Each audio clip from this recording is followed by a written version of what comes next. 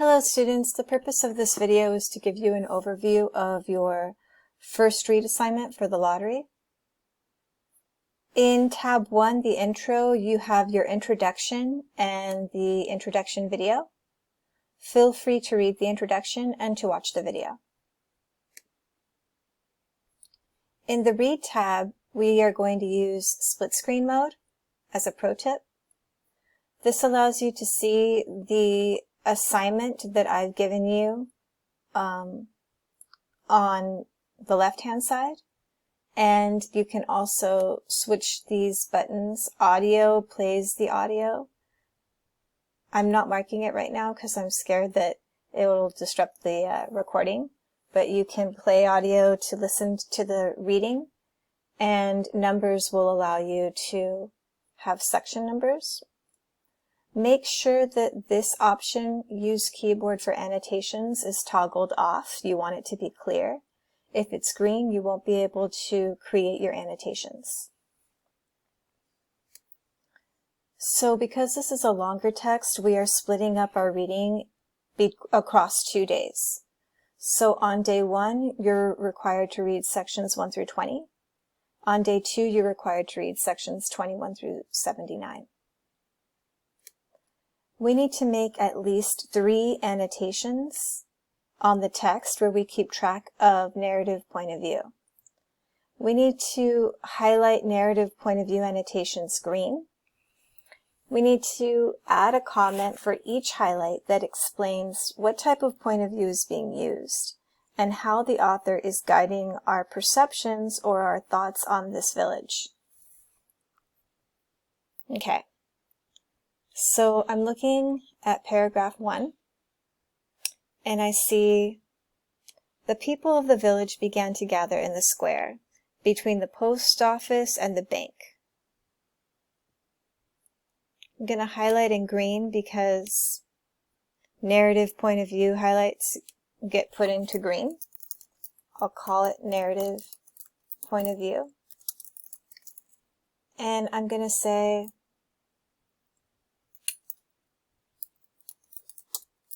third person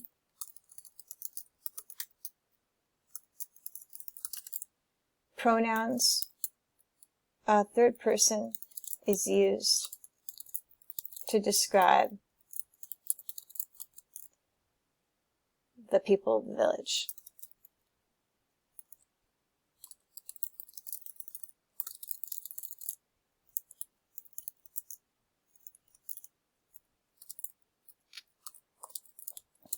No emotion or feelings are described, which makes me think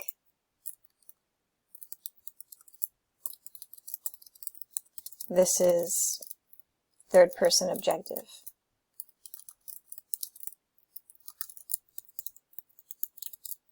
Point of view.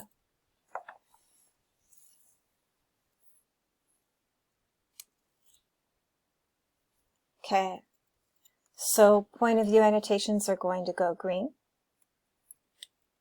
Okay, the next thing we're going to do is find the meaning of these 2 boldface words, paraphernalia and perfunctory, and practice context clues. We are going to highlight the context clues that we used to infer the meaning. So which clues in and or around that unknown word are helping you to figure out the meaning of either paraphernalia or perfunctory? And which kind of clue from ideas, infer, definition, examples, antonym, or synonym? Which one of those clues helped you figure out the meaning of the unknown word? So I'm going to move over to section 5. And I'm not going to use one of the words I've required you to use. Here's paraphernalia. The original paraphernalia for the story, for the lottery, had been lost long ago. And the black box now resting on the stool had been put into use even before Old Man Warner, the oldest man in town, was born.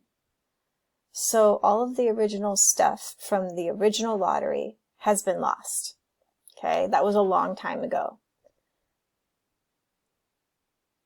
The black box that is currently being used was put into use even before the oldest man in the village was born. Mr. Summers spoke frequently to the villagers about making a new box, but no one liked to upset even as much tradition as was represented by the black box. So I'm going to highlight the word tradition just to give you an example of context clue.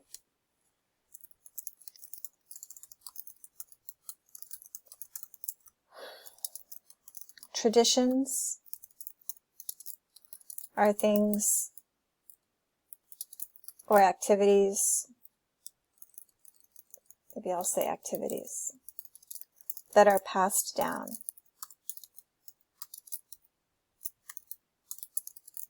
Generation by generation.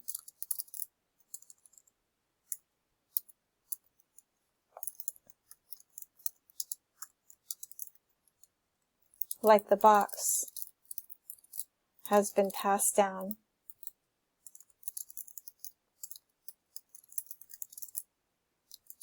as a tool for conducting the lottery.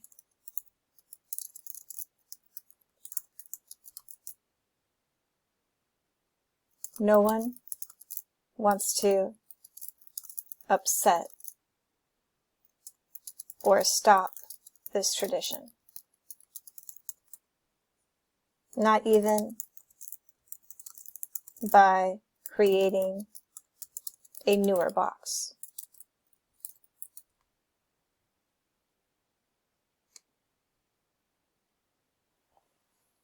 Okay. So you're going to go ahead. You're going to tell me what context clues you used. I used the example context clue. I could add that. The box is an example of a tradition.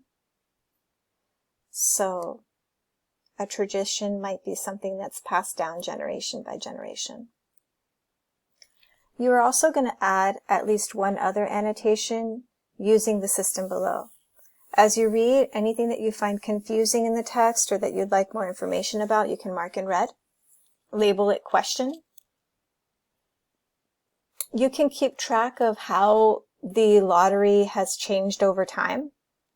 You can call that tracking and label it green. Or you might be wanting to respond. What outside things or life experiences in the story or connections are you making? What do you think about the situation or how the author did something? You would highlight that in yellow and then discuss your reaction to what you're reading. Remember that highlighting is not annotating. The comments that you include with your highlights are the actual annotations. Make sure to include a highlight for each of your annotation, a comment for each of your annotations.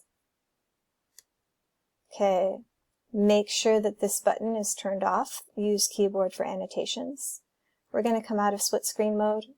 We're going to go to our think questions really quick. You can watch the StudySync TV if you want. Back into split screen mode. Okay. On day 1, you are going to answer question 1 using races. What specific details in the first paragraph describe the day on which the lottery takes place? And why do you think the story gives such specific details about the setting, which is time and place of the story? On day 2 of your reading, you're going to do think question 2. What saying does Old Man Warner recite about the lottery in paragraph 32? What does this tell you about the original reason for holding the lottery?